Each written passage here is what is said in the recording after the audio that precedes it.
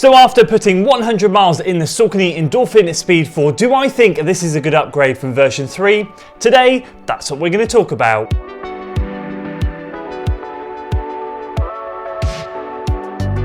So welcome back to another video where we're going to be diving into this Saucony Endorphin Speed 4 after 100 miles, 111 to be precise. Now with all 100 mile videos, we do wear and tear, how I've been using them, and of course will I keep using them moving forward. So we'll cover those three topics, but then we'll talk a little bit at the end about whether I think this is a good upgrade to version 3 or if you're better off sticking with the previous version. So without further ado, let's dive in to the wear and tear. So in terms of the wear and tear, as I say all the time, you don't really want to be seeing anything massive going on at 100 miles, especially not for any kind of daily trainer or any kind of speed day shoe. It's really the race shoes that start to deteriorate first, not necessarily visually, but maybe from a performance perspective. But from these shoes, you just don't want to be seeing anything at this stage. And that is the case with the Speed 4s. They are holding up really well. The upper, albeit slightly dirty, is doing really well. Nice and taut, still no snags, frays or tears. Everything is looking really good from that perspective. The midsole is still holding up really nicely as well. Again, visually, you're not going to notice any difference other than the fact that it's dirty, nor are you going to be able to see any performance deterioration visually. But I like to show it anyway because some midsoles do kind of visually show a little bit of compression. This is still looking really good, and the outsole again is still holding up well. In fact, what I would go as far as saying is this one's actually, from testing now, grip I do feel is improved slightly. I feel like the rubber outsole has something to do with that. Obviously Saucony grip has never been particularly great, but I think with Speed 1 and 2 they had kind of the thin lines of grip that went down there. And a little bit at the bottom, but there was a lot more exposed midsole, similarly in version 3. So this was one of the updates, and I do feel it's a positive one from a grip perspective, because actually on the version 1, I think after about 200 or 300 miles, a couple of my rubber strips started peeling off, so that was interesting, but this one is showing nothing at all, and even on the toe-off area, where I start to see some wear, there's absolutely nothing at all. So far so good from the durability perspective. So let's move on to how I've been using the shoe, and this is where it's been a little bit disappointing for me, if I'm completely honest with you. I have predominantly used this shoe for long runs, easy runs and moderate runs, but when I say long runs, they're usually moderate runs. So realistically, two types of runs is all I've used this shoe for. Now the versatility in the original Speeds 1 and 2 in particular was far greater. I felt like I could do a lot more speedier work in them. I'm just not gravitating towards this shoe for any speedier work, and I'm still yet to put any form of speed workout in it, and it really still is on my to-do list, but I really just don't really want to do it, if I'm honest with you.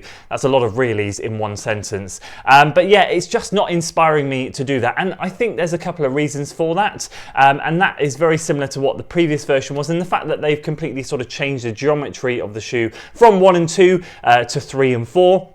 I feel like the wider platform here, the wider shoe in general, naturally in an easy recovery day shoe, a wider platform's fine. It offers a bit more stability, good cushion, and that's fine. I am all for that. But when you want speedy, fast shoes, I often find a more slimline, sleek, thinner shoe, even though I have a wider foot. I am sometimes, maybe I should or shouldn't say this, but I am sometimes prepared to not necessarily squeeze my foot into the detriment of my foot. But if the side walls of the shoes are touching my feet and maybe a little bit squashed, that's not really an issue for me, and actually I mentally prefer it because I feel like I've got something thinner and more streamlined on my foot. I feel like with a wider shoe in general, it can become a little bit more bulky on foot, it can be a little bit more cumbersome, and I'm not necessarily saying that this one is bulky and cumbersome, but when it comes to speed and picking up the pace, I just don't find it lively enough, and I find it's a bit too much shoe from the previous version. So I really have stuck to easy and moderate miles in it. Having said that,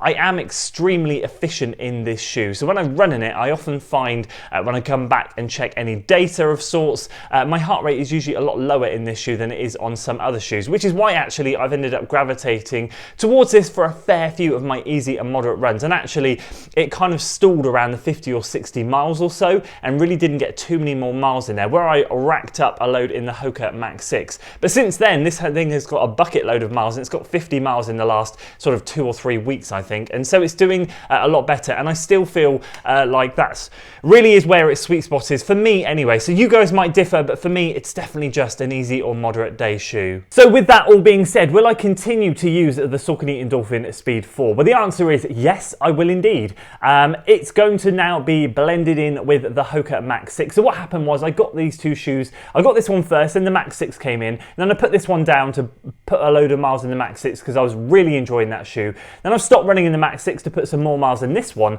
to get it to this milestone. And now that I've got them both over 100 miles, I'm going to be using them both. I really do enjoy the Max 6, and I have to say I still stand by the fact that I do prefer that shoe over this one. I do feel they have similarities in the fact that neither of them are really built for pace. I used to be able to put a load of faster stuff in my Mach 4, and I did in the Speed 1 and 2s, but I do just kind of feel like both of the shoes, despite the Mach 6 being really, really enjoyable, and I think I could probably pick up the pace in that a little bit better than in this one, neither of them are particularly geared up for that. And I find that a real shame with this shoe because the name is Speed, and when it came out, the Speed and the Pro was such a great addition to anyone's running shoe rotation, to the point where actually a lot of people didn't even bother with the Pro because the Speed was almost just as good. So they had to distinguish between the Pro and the Speed, and I think that's where the changes came in for version 3 and now 4, to make sure that people were buying both the Speed and the Pro, because often people would just buy one.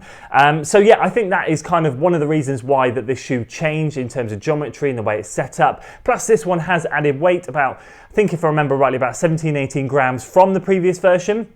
So it has notched up a little bit. Not that I necessarily notice it, but it is just something else that is going against this shoe, sadly. But as I said, I am super efficient in it. It is extremely comfortable. It is one of the best shoes I have tested this year.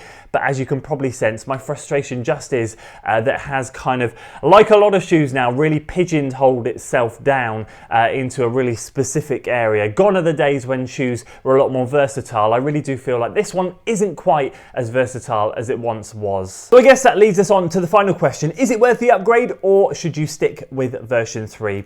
Two things for me to point out. Number one, I think they have fixed the heel slip issue in this shoe. So I know it wasn't an issue for a fair few of you, but I know there are a lot of you that did comment saying you got it as well. And for me, that was a case of I would get quite a sore Achilles in version 3 after being in the shoe for an extended period of time, to the point where actually that extended period of time came down a little bit to sometimes just hour runs. I get a sore Achilles, and into a point where there were a couple of occasions where I got blisters on the back of my foot, and it was quite a painful experience. It didn't happen on every run. It was a bit of a mystery. I don't know why it happened when it did, but either way, that just hampered the Speed 3 for me and meant that I just had to restrict the number of miles that I put in it. This one, I did the lace lock in the last 40-ish miles of the shoe because I was getting Achilles issues pre-London, but not to do with this shoe at all. But the first 60 in this shoe were without it, and I feel like it's sorted. I've had no heel slip issues in this shoe, so I do think that that has been addressed. However, if you saw my Saucony Endorphin Pro 4 video, you'll know that I suffered with a blister between my big toe and my second toe. They rubbed together because the toe box is quite tight, and yeah, I ended up with quite a big blister there, which was really frustrating because the shoe itself is absolutely magnificent. And guess what? I got it in a run on this shoe in and around the 50-60 mile mark just before I did the lace lock, and I couldn't believe it. It was a completely separate time. The blister had healed up, the time had passed, and it happened in here. And what had happened, I noticed, is that I'd cinched, every time I got in the shoe, I was cinching this down tighter and tighter to the point where these sections here were almost touching. So to address that, I've had to relace the shoe in terms of just loosening it from the bottom up so that there's a good bit of spacing here at the base of the shoe, and that seems to have addressed that issue. But don't be fooled, that is there if you have a relatively wide foot like myself, and you do cinch the laces all the way down. I was quite shocked. I didn't have any inclination that that was going to happen in this shoe until just one run when it happened, and it hasn't happened since, and that is since I have loosened this up from down here. So as a side note, I've done that in the Pro, and we'll be taking it out for another test soon to hopefully see if that's fixed it, but just something to bear in mind, that's something I'm keeping my eye on as well. But if you didn't suffer with the Achilles issue, then the reality is that this shoe isn't too much different from the previous one, and the fact that it's about 17 grams heavier heavier means you might be better off sticking with version 3. There's not too much of a difference here, but if you did suffer with an Achilles slip and you were keen on the shoe, then this one definitely might be trying. I think that's the best way for me to say it. I think if this was an issue for you,